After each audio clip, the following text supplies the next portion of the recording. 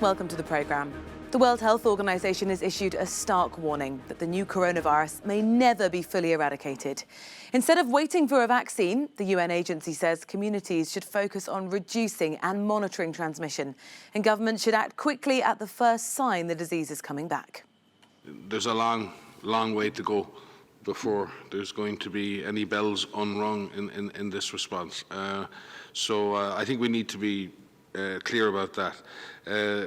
Countries, as you've seen, are trying to find a path out and a path towards a new normal, as many people have put it. And we're going to be on that pathway for a long time. And as we've seen in some countries, even a small recurrence of disease can cause the need for a serious response in terms of the public health response. European Union officials appear to be taking that advice on board, proposing a phased lifting of borders within the bloc. The plan is to boost struggling economies without reigniting the pandemic they've fought hard to control. Evelyn Laverick tells us more.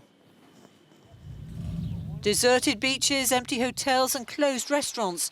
Tourism amid a pandemic is not a good mix. The sector accounts for 10% of the European economy, but at the moment it's under threat.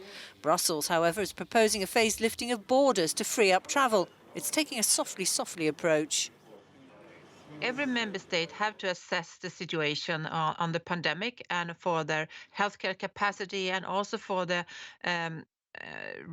measures to social distancing.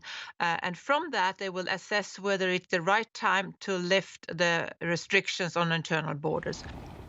Italy, which was the first country in Europe to be seriously engulfed by the coronavirus pandemic, has never technically ordered its borders closed, but its lockdown measures virtually cut it off.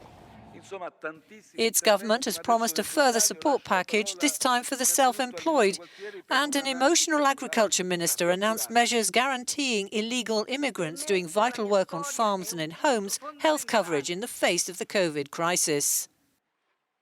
E mi riferisco all'articolo 110 bis, l'emersione dei rapporti di lavoro.